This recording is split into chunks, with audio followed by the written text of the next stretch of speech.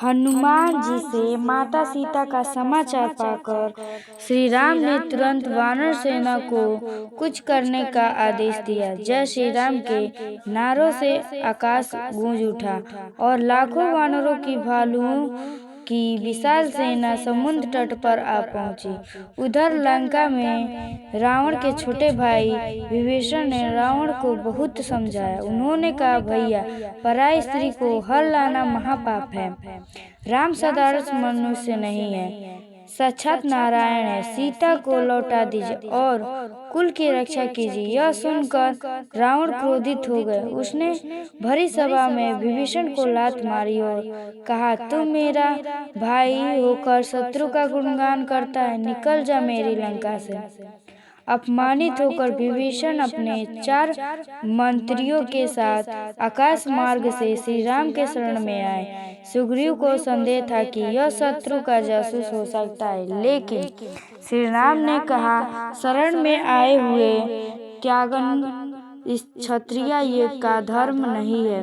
राम ने विभीषण को गले लगाया और उन्हें लंका का राजा घोषित कर दिया। अब समस्या थी विशाल समुद्र को पार करने के। श्री राम ने समुद्र देव से रास्ता मांगने के लिए 3 दिन तपस्या की, लेकिन समुद्र ने कोई उत्तर नहीं दिया। तब राम को क्रोध आया। उन्होंने कहा, विनय न मनत जल्दी जड़ गए 3 दिन बीत। बोले राम सकोप तब भय बिनु होए न प्रीत। जैसे ही श्री राम ने समुद्र को सूखने के लिए अपना धनुष उठाया, समुद्र देव प्रकट हुए और क्षमा मांगी। उन्होंने उपाय बताया कि आपकी सेना में नल और नील नाम के 2 वानर हैं।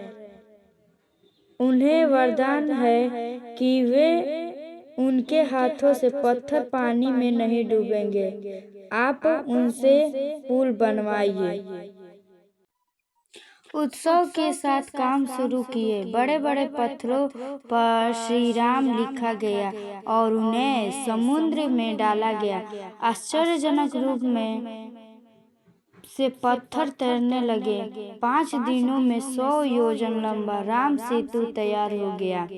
इस पुल से पूरी सेना लंका पहुंच गई और सुवेल पर्वत पर डेरा डाला। युद्ध शुरू होने से पहले श्री राम ने धर्म का पालन करते हुए अंतिम बार शांति का प्रस्ताव भेजा। उन्होंने बलि के पुत्र अंगद को अपना दूत बनाकर रावण के दरबार में भेजा। अंगद ने रावण को समझाया, रावण, अभी भी समय है। सीता माता को लौटा दो और प्रभु के चरणों में गिर जाओ। रावण ने राम का अपमान किया। तब अंगद ने भरी सभा में अपना पैर जमा दिया और चुनौती दी, यदि तुम्हारी सभा का कोई भी वीर मेरा पैर जमीन से हिला दे तो प्रभु राम हार मानकर वापस लौट जाएंगे। रावण के बड़े बड़े योद्धा इंद्रजीत, अतिकाय, प्रहस्त सबने जोर लगा लिया, लेकिन अंगद का पैर नहीं हिला। अंत में जब रावण स्वयं पैर पकड़ने झुका तो अंगद ने पैर हटा लिया और कहा, मेरे पैर क्यों पकड़ते हो मूर्ख? जाकर प्रभु राम के पैर पकड़ो, वही तुम्हारा कल्याण करेंगे। रावण लज्जित हो गया। अंगद वापस लौट गया और शांति प्रस्ताव विफल हो गया। अगले दिन सुबह रणभेरी बजी और राम रावण का महायुद्ध शुरू हो गया।